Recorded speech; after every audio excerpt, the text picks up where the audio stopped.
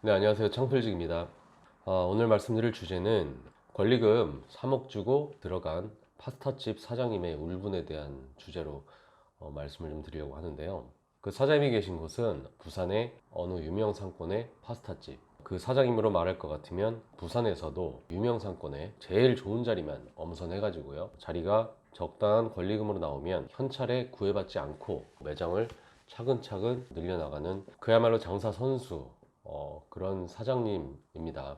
이분으로 말할 것 같으면 셰프 출신도 아니지만 강력한 카리스마를 바탕으로 내 매장에서 일했던 친구들에게 진정으로 최선을 다할 수 있는 그런 동기부여를 하면서요.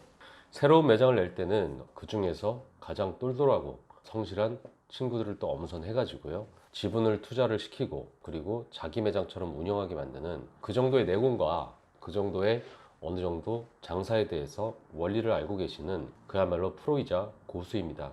그렇게 지난 15년을 한결같이 매장들을 운영해 왔고요. 그 매장들이 벌써 10개가 넘어가는데 어느 매장은 24시간 짬뽕집이고 어느 매장은 돈가스집이고 어느 매장은 호프집이고요. 어느 매장은 파스타집을 운영할 만큼 업종을 가리지 않고 계속해서 성공을 해 오셨어요. 근데 이 사장님이 요즘 따라 왜 울분을 터뜨리냐면 몇 년 전만 해도 매장당 한 달 매출이 최소 1억 5천에서 2억 정도가 나왔단 말이에요. 그것도 조금씩의 차이는 있었지만 최근 몇 년간 점점 매출이 떨어지더니 감소폭이 굉장히 최근 1, 2년 동안 커지게 된 거죠. 맛에 문제가 있는 것도 아니고 청결에 문제가 있는 것도 아니고요. 그렇다고 거기를 운영하는 매니저의 마인드, 그런 정신 상태가 문제가 있었던 것도 아닙니다.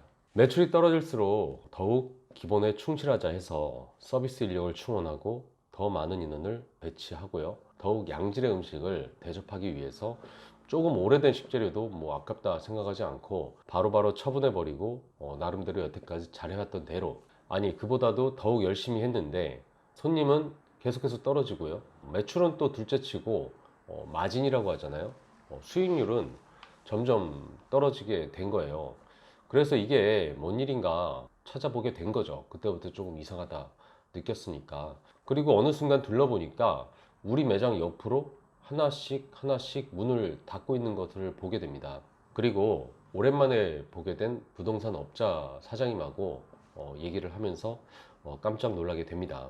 권리금이 예전에 한 2억 정도, 그 이상 호가하던 우리 집 옆에 있던 매장들이 1억 이하의 권리금을 내려서 1억 이하로 내놓는데도 가게가 안 나간다는 얘기예요. 나는 여기 3억 주고 들어왔는데 그럼 우리 집 권리금은 얼마다 받을 수 있는 거지? 예전에는 권리금 3억이라고 해도 한 달에 최소 한 3천 정도는 순수익을 가져가다 보니까 3억 정도 권리금을 줘도 뭐 싸게 들어가는 꼴이었는데 요즘은 순수익이 1천만 원도 안 나온단 말이에요.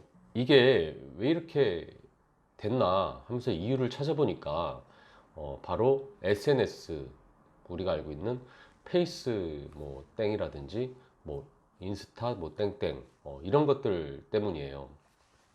예전에는 뭐 쳐다보지도 않았던 그 골목에 있는 주택상가에 사람들이 바글바글 거려가지고 직접 한번 들어가 보니까 정말 가관도 아니더라고요.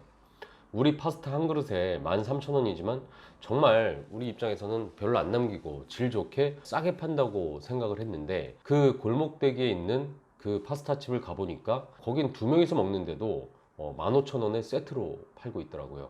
그리고 SNS를 보고 사람들이 찾아와서 그 골목에서 줄을 서고 있더라고요. 그곳은 우리 집보다도 규모도 작고 자리도 훨씬 안 좋은 자리인데 나는 정말 남는 거 생각 안 하고 그렇게 판매를 하는데도 13,000원 받으면서 뭐 팔고 있는데 우리 집 한 그릇 13,000원 파는 가격으로 두 명이서도 먹을 수 있게 해주니까 정말 그 사람들이 정말 미쳤구나 그렇게 생각을 했는데, 권리금도 안 주고 들어간 데다가 월세도 우리 집보다도 훨씬 더 싸고 거기다가 사람도 안 쓰고 혼자 내지는 부부 둘이서 인건비도 안 들이고 하다 보니까 15,000원에 팔아도 두 명이서 먹을 수 있게 15,000원에 팔아도 그렇게 해서 남길 수도 있겠구나, 그런 생각이 들더라고요. 근데 그 파스타집 하나 그 가게의 문제가 아니라 그 옆에 또 그 옆에 어떻게 보면 사람들이 자기네 집에 갈 때 지나던 골목길이었죠.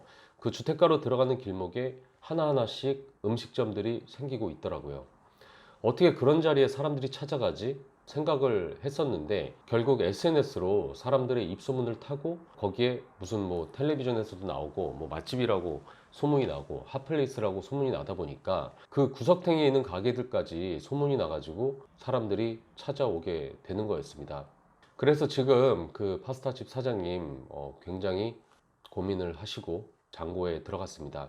한때 그 동네를 상징하는 가게의 사장님이셨는데 이젠 그냥 그 골목에 있는 가게로 향하는 그 길목에 있는 그런 그저 그런 가게가 돼버렸습니다. 맛집으로 향해 가는 무슨 기준점 같은 가게. 그 사장님 빨리 조치 안 하시면 손해가 점점 더 커질 것 같은데 앞으로 어떻게 하실지 잠옷 궁금해집니다. 사실 실제로 요즘 그렇게 권리금이 상실되면서 허탈해 하시는 사장님들이 굉장히 많이 생겼어요. 한 달 한 달 얼마 벌고 못 벌고도 중요하겠지만 결국 처음 자기가 들어갈 때 3억을 투자했는데 다시 이거를 팔 때 3억은 커녕 1억도 못 받게 되면 그분은 벌써 2억이 날아가게 된 거잖아요. 요즘 택시기사분들 텔레비에 나와서 분신도 하고 뭐 이렇게 기사들을 많이 보게 되는데 그 부분도 비슷한 맥락이에요. 택시도 면허세라는 게 있잖아요. 개인 택시를 할 때 할 수 있는 그 면허세가 바로 권리금 같은 개념이거든요. 물론 미래에 뭐 우버라든지 이런 차량 공유 앱 때문에 피해를 볼 것도 문제지만 본인이 벌써 그렇게 거액을 주고서 개인 택시를 하고 있는데 그 가격을 못 받게 되면은 그건 실질적인 손해니까. 그래서 엄청나게 요즘 문제가 되는 거거든요. 일반 가게들도 요즘 이런 식으로 처음에 자기가 줬던 권리금을 뭐 반도 못 받는 걸 넘어서 전혀 못 받고 나가시는 분들이 많이 생기다 보니까 이 부분도 엄청 큰 문제가 되고 있습니다. 그러면 반대로 지금 SNS 때문에 지금 피해를 보신 건데 SNS와는 좀 동떨어져 있는 업종 그런 것들은 뭐가 있을까요? 아무래도 갈비탕이나 뭐 돼지국밥, 순댓국밥, 뭐 우리 알고 있는 설렁탕, 뭐 육개장 아니면 뭐 무난한 메뉴가 다 들어있는 뭐 분식집 뭐 이런 것들이 있겠죠. 일단 그런 가게들은 애들 입맛이 아니라 그냥 잘 보이고 찾아가는 게 아니라 그냥 편하게 보이는 데를 자연스럽게 들어가시는 좀 나이 드신 손님들을 타겟으로 한 메뉴들이죠.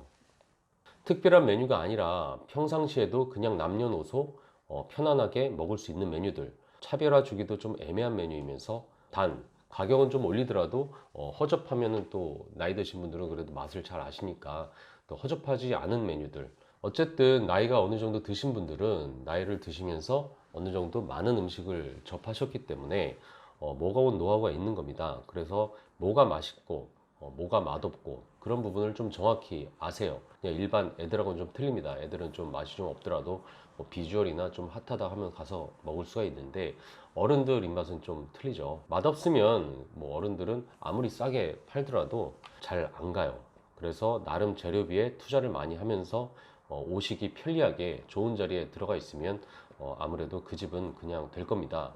뭐 갈비탕으로 예를 들었을 때 갈비탕에 있는 갈비를 한 대 줘가지고 뭐 6천 원에 파는 게 아니라 한 세 대 정도 좀 푸짐하게 줘서 뭐 한 만 원 이상을 받더라도 어른들은 뭐 그런 집으로 가니까 뭐 잘 될 수가 있는 겁니다. 일단 뭐 SNS 때문에 피해는 보셨지만 앞으로 그 매장을 계속 하시든 아니면 다른 곳에서 어느 정도 승부를 보려고 할 때 그 파스타집 사장님께서 이런 업종들도 좀 있으니까 앞으로 좀 다시 업종 명료를 하실 때 핀트가 되셨으면 좋겠습니다.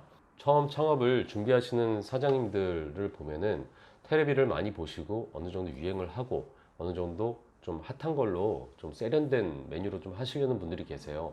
근데 그런 메뉴들은 이렇게 SNS 때문에 쏠림 현상이 발생을 했을 때 아무래도 이런 식으로 피해를 보는 경우들도 있으니까 어느 정도 창업을 준비하실 때 이 점도 한번 생각을 한번 해보셨으면 좋겠습니다. 이상 창필직이었습니다.